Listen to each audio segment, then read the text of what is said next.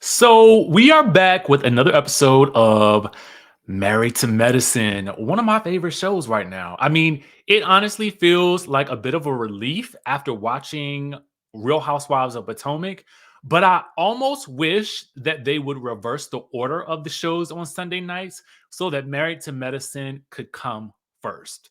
That's just my request because I do feel like Married to Medicine is the more entertaining and fun show. So let's go ahead and discuss, starting with the title of the episode. So we're on episode what? I think this is it's episode 4, I think, of season 10, and it's called Revenge of the Bride. When I first was watching the episode last night, I didn't really give too much to the actual title until I was just watching the episode again just now, and I was like, aha! Sweet Tea got her sweet revenge in this episode. Well, we'll see where that takes her in the next episode. But in this episode, I can't say that I was mad at Sweet Tea in this episode. Now, I'm going to rate this episode a solid 9.5 on a, I'm actually a solid 9. I'm going to give it a solid 9. I don't know what would have taken it to a 10 outside of Sweet Tea confronting Dr. Heavenly at the event, her wedding, but it's also her wedding day. And so I wouldn't really want to be on any bad vibes then either. Although I'm going to go ahead and let you guys know that disclaimer, I'm going to say some things that might be um not in agreement with your favorite person or your favorite character. I'm gonna let you know. I'm gonna keep it all the way real from my perspective. Okay. So let's get into it. All right. We start the episode off with Dr. Heavenly and Dr. Jackie going to visit Phaedra at Phaedra's house. Now, as we are back at Phaedra's house, I'm wondering, where is the butler? Why is he not serving the food? Where is Phaedra's sweetie? You know what I'm saying? Sweetie, where is she? Norman, did you happen to notice that the butler wasn't there? Not doing his job? Hmm. Okay. Anyway, good help is hard to find, Phaedra. Trust and believe. I know. So anyway, they comment on all the textures and flavors and the rich environment that is going on in Phaedra's abode. And Dr. Jackie wants to get down to business. Girl, why did you bring Quad to Sweet Tea's party? Okay. And Phaedra was like, well, I felt like it would solidify Quad's place in the group. Have to say what? Now, granted, for our viewing pleasure, you know what? It was great television. The reality of that move was actually trash, though. You know what I'm saying? It was fun for us to watch. But again, when we look at the actuality of it, girl, that was not the time nor the place to solidify Quad's place within the group. It really just wasn't. Like, let's just call a thing a thing. As Dr. Heavenly stated that Phaedra was full of SHIT, okay? That response was also full of SHIT. Okay. Now, um, Dr. Jackie basically says, well, they do as a group have issues with Quad. And I was actually interested in Dr. Jackie relaying what those issues were. Basically, that Quad is allegedly not available to the group unless it's convenient for her. I wonder if a part of this also stems from that season where Quad was heavy into the sister circle and she was very much kind of like, I don't really need this group. It felt like she was like, I don't really need this group right here. That's the way at least the women perceived her. I'm wondering if this is residual from that, or if that is just Quad's state of being with the ladies. I don't know. Okay. Um, Phaedra felt like Quad really changed the atmosphere because Sweet Tea was doing the shouting and the carrying on in the hallway, turning into going from Dr. Jekyll to Mrs. Hyde. And Phaedra feels like, well, Quad changed the atmosphere and ushered in a new spirit. The spirit of the X. Is that what we need in this environment? Probably not. But like I said, I did feel like Sweet Tea handled it relatively well, and I think the she faced her adversary with grace in that instance by saying, "Hey, come over here and sit with me."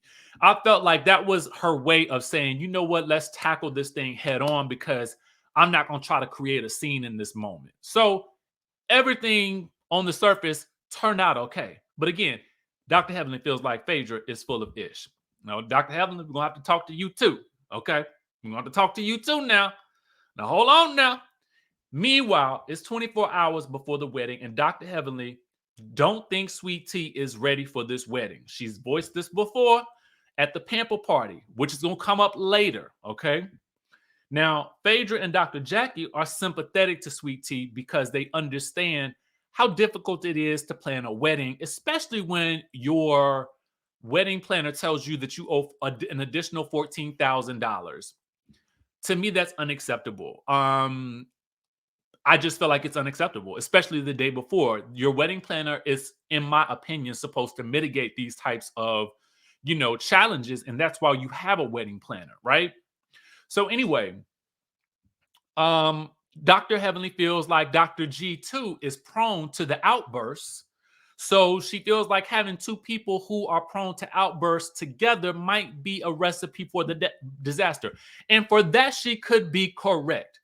But at the end of the day, that is on Sweet Tea and Dr. G to figure out or not figure out. We as friends are merely there to be supportive. However, also, we know that these shows are also based heavily on people's opinions. And Dr. Heavenly is well within her rights to have those opinions. However, where you disclose those opinions will make a huge difference on how you or on the effect of those opinions. Hear me what I say, okay? Where you disclose those opinions will impact what happens after that, okay? So you have to be prepared for the blowback on your opinions. You're well within your rights to have them, but there is a potential for blowback. The same with what people would say all the time that, yes, there's this free speech in this country. You can say whatever you want to say. Yes, you can. Technically, yes. Should you? I mean, the three questions that I felt like Letitia Pearson says that she asks herself when she's speaking, okay, does this need to be said? Does this need to be said by me? And does it need to be said right now? Okay. And furthermore, there are always consequences. Typically. You know what I'm saying? There may be. You know what I mean? So anyway, um, Dr. Simone and Cecil have a conversation about with Miles about how long he's going to be staying in the house and how long they're going to be supporting him. I'm assuming that this is going to just be a through line for them throughout the season. I really can't call it for me. All I know is on some level, my parents were still supporting me up until I was about 25. I say that because I was still on their insurance up until I was about 25, right? So that was something I didn't ever have to worry about up until that point. Now, before that, I was working and I was doing my own things, but I was still on their insurance. Don't ask how. But anyway, so I can't really complain about it, but I do think that there has to be a point in time where, you got to start doing some things on your own, especially if you're going to be kind of waffling about what you're doing with your college career. Because in my mind, it's going to be like this. If I can afford it and you in college and I can help support you, because that's what my parents did for me. As long as you're in school and you're doing the grades, For me, I didn't have to work. That was a luxury. I do understand it, but that was the agreement. Now, once I got out, I was on my own. So my thought is, bruh, like you you're gonna have to make some decisions at some point in time soon, because how long do you expect for them to continue to fund your lifestyle or your life? You know what I'm saying? I don't think that he has to be kicked out per se, but I do think he needs to be encouraged to sort of figure out, like, okay, well, what path do I want to go down? Right. So it's interesting to watch. It's interesting to watch, and I commend them for being able to have these discussions on such a public platform, right? So anyway, Sweet Tea and Dr. G meet at the wedding venue to, discuss the wedding rehearsal, and I guess that's the rehearsal time period. Dr. G says it's all a blur, and she's stressed and emotional, and she reveals that Quad showed up to the pamper party and that Phaedra invited her. She doesn't know why, and he's upset that Phaedra would bring Quad because Phaedra is supposed to be his good girlfriend, his good Judy. You know what I'm saying? And they're also upset about how, I guess, the wedding is going with Johnny and this $14,000 they got to spend. But Dr. G is gonna pay those $14,000 to make his wife happy, right? So it's also nice seeing Sweet Tea in her element with her people. I will say that, clearly with the group, she's a little out of her element, which I don't think is a bad thing in order for her to grow. And obviously, she's on the show, but it's also nice to see the juxtaposition of the comfortability that she feels with this group who she knows has her back, right? Now, Sweet Tea, hi, yi. There's a part of me that feels like, girl, don't ever change. But there's also a part of me that's like, ooh, girl, we got some work to do. Okay. Um, we learned that Sweet Tea is 23 years younger than Dr. G. He's older than her parents by her mom, at least by 5 years. But it's fine. It's fine because Sweet Tea has been in the game, dating older men for quite some time, which begs the question, why do you need the dating older men support group? Were you already in the dating men support group, or did you just get in the support group when you started dating Dr. G because he was that much older? Okay. Um, Also, we do learn that according to her, he is the more youthful party in the relationship. Hence, him saying that she is cooking like a 65-year-old. Okay. Um, there's that. Okay, so anyway, Dr. G steps out to make a phone call to Phaedra, his homegirl. Okay. And he want to know, girl, why would you bring Quad to my wife's bachelorette pamper party? And Phaedra's like, well, I wanted Sweet Tea to know that it was no issue with Quad. Dr. G warns her that she better be looking out for Sweet Tea. And he says, next time, run it by him. Phaedra says there will be no next time because it's resolved. Here's the thing about that, too. Was it me, or did y'all feel like Phaedra answered the phone with a little bit of an attitude? And I felt like she was a little bit more, she was way more like stern with him than I felt like called for, because she was technically the one who was in the wrong and used that moment for Quad. You used a moment for Sweet Tea and really turned that into a moment for Quad. And I just feel like, I personally would have preferred that Dr. G lay a firmer boundary with Phaedra with that regard. Talking about, well, next time run it by him. I mean, it ain't gonna be no next time, Phaedra, because you ain't gonna never be in that position to do something like that to her again. Period. Okay, that's my thought. If you my friend, are you my friend? I mean, I'm sure it's got to be difficult being in the middle because Phaedra has known Dr. G longer. But again, for real, even though it made for a great moment for us watching, it really wasn't that, it wasn't the time for that, right?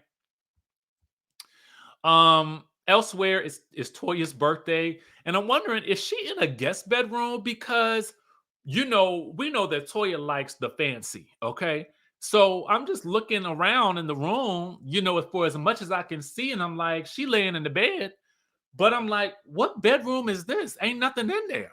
Like it just looked to me like it was bare. Okay. And I know a bedroom when I see one that's lived in. And y'all know I be looking at the furniture. I be looking to see, do y'all live there?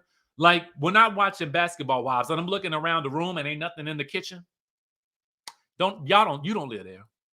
That's the house they didn't set up for you, that production didn't set up for you. And they ain't not nay time bothered to stage the place. You could at least stage the place. It only cost you could have a budget of $100 to stage the place to at least make it look like somebody lives there. Trust me, I've done it before. Okay. I know how to stage a space. Now, granted, she had stuff on a little nightstand or whatever like that in Toya's instance, but it was still giving bare room to me. But again, that's just me noticing and I pays attention. So anyway, Sweet Tea is getting ready for the wedding. Yes. And I'm wondering, why is your friend bringing up your previous relationship while you are on television getting ready for your marriage to your new husband? You are bringing up this girl's first love. If I was Sweet Tea, I would have been like, girl, now is not the time. Why are you talking about Carlos? Like, we're supposed to be talking about Dr. G, but it's fine because Mama's going to talk about Dr. G because Mama is like, yes, he did good with that ring, child. Okay, and I'm like, Mama, Mama, like not now, like not when the camera's rolling. Just you say that later. Anyway, and I didn't really get the sense that Mama was, looking at it like, oh yeah, we got the money, we in the money, we in the money. I didn't feel like that, but again, it's followed by Sweet Tea saying, I get a little access to the money. You know what I'm saying? So then hearing Mama say, well, he did good with that ring, child. And it's kind of like, if I don't know you and you are giving me these little hints, I don't know what else I'm supposed to think, right? So it's not just me who thinks this. So those are the moments where I say, "Oh, Sweet Tea, ah, ooh," and then I'm also like, "Sweet Tea, don't change because ooh," you know what I'm saying? So it's kind of a catch-22 for Tea. You know what I mean? It's truthful to who she is, but I'm like, girl, like you giving us what we ain't gotten in a long time from people. Complete authenticity here, okay? And sometimes it's a good thing and it goes in your favor, and sometimes it don't. You know, so it's one of those types of situations where you got to tiptoe and you just got to figure it out. And to be very honest with you, I'm kind of like, don't change, Sweet Tea, okay? Give me you. All right, because the last thing that we need is somebody else who becomes so guarded on reality TV that they are curating a life that they want us to see versus the life they are actually living. Robin, oh my God, did I say that out? Oh God, my apologies. My apologies. I did not mean to go down that direction.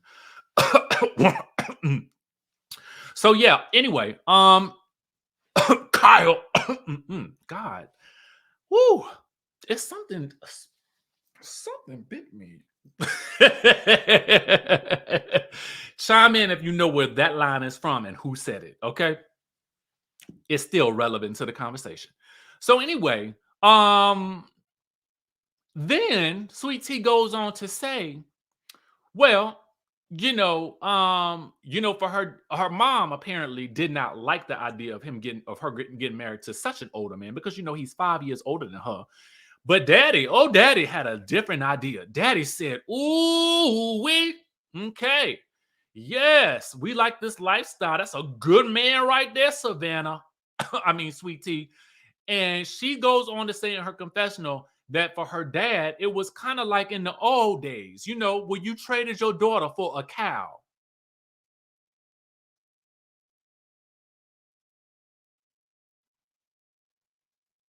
Like a dowry. See, that's what I'm talking about, Sweet Tea. a little access to the money. Mama said, "Ooh, he did good on that ring, child." And then daddy saying, "Oh, yeah, I'm trading that baby in, baby. Go out to golf with him. Take him golf and do all the things, baby. Make sure you woo him, wine him and dine him." You know what I'm saying? That's what it was given. I put some stank on that last part. I readily admit it. But I was in the spirit. I was in the spirit of daddy in that moment. You know what I'm saying? Actually, who is daddy now? You know what I'm saying? Because one could say she changed one daddy for another daddy. You know what I mean? But Dr. Heavenly called her man daddy too. So I guess she in the same, but I don't know. So anyway, daddy, daddy, daddy, daddy, daddy, daddy, daddy. So mommy. So yeah, I'm just like, sweet tea. Oh gosh, don't change, baby. Don't change at all. Ever, ever. Stay you. Stay you. She ain't gonna never do an interview with me now. Anyway, everybody's on their way to the wedding, and everybody got jokes about Quad coming to the wedding. And Toya talks about how Dr. G felt stuck in that relationship with Quad, that sexless relationship. And anyway, Dr. Heavenly and Dr. Damon are running late because of Alora's prom. And, hopefully they get there before Quad does. Dr. Heavenly did text Sweet Tea to find out if things was okay after the pamper party when they had to pay that $14,000. And so $14,000. And so Sweet Tea did not respond. Uh-oh, trouble in paradise. So Dr. Heavenly hurries that driver. Because we don't want to miss this wedding.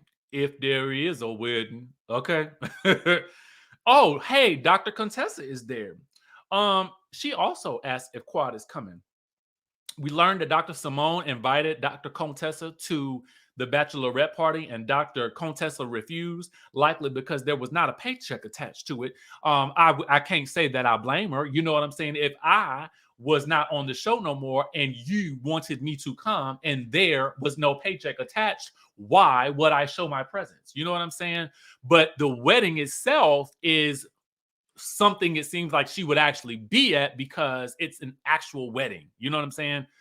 So I do get that. Meanwhile, I'm just guessing that that's why she didn't show up. I don't know.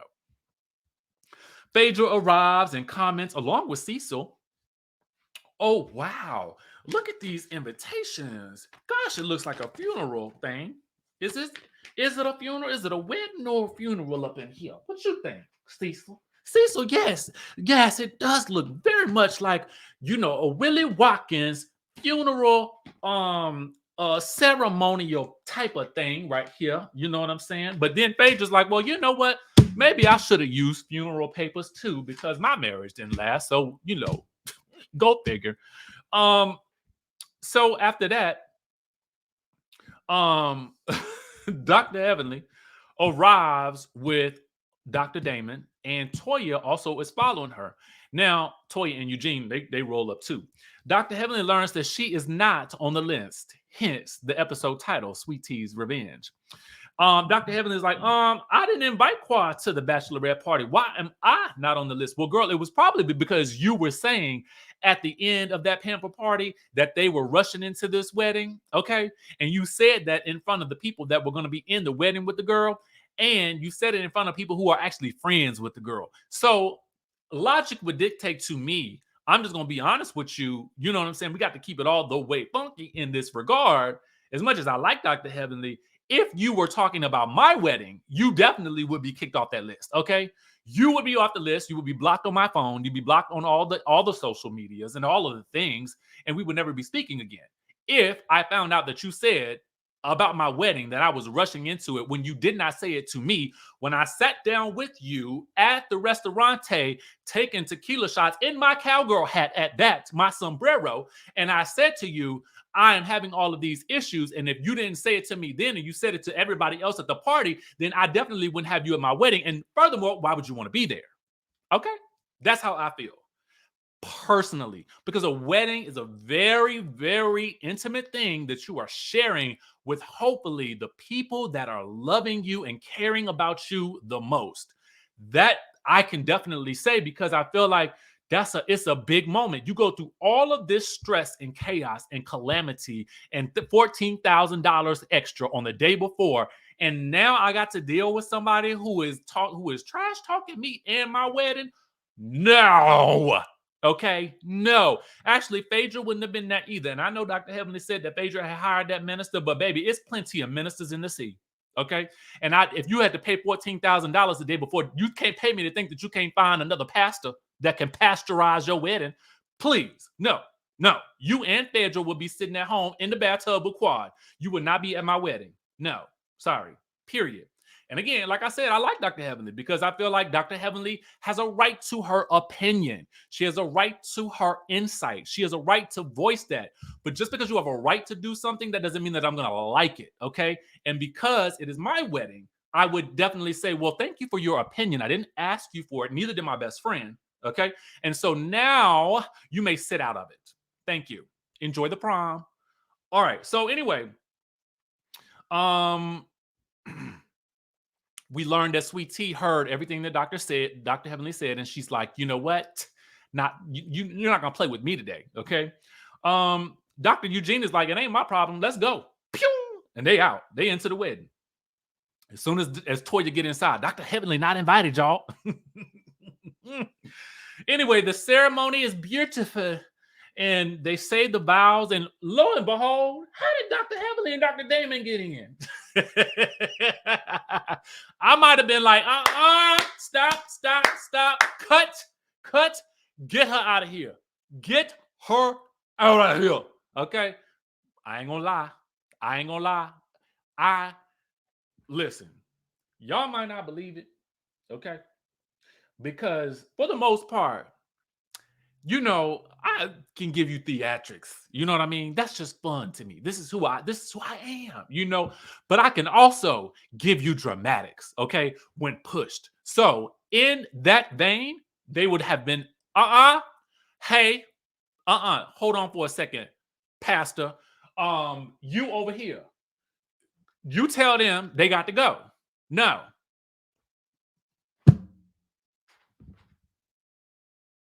All right, get back to it, Pastor. Okay.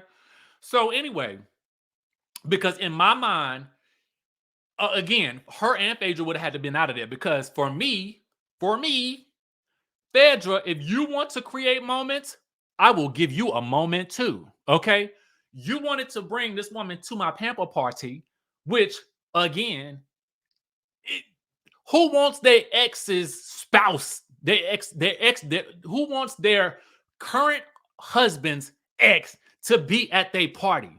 Even though they're going to be on the same cast together, it's just like certain moments. Nah, player. So you want to create a moment with me? I'll create one with you too. How about that? Because then, Phaedra, you need to take that up. You need to take up your issues with Dr. G, not me, because you ain't gonna do that to me because you his friend, not mine. And now I know that. So anyway, meanwhile, speaking of Quad, she's in the bathtub, you know, just in case anybody wanted to know. She's shooting a shower scene. And so I do love a bubble bath. So the ceremony is beautiful and whatnot.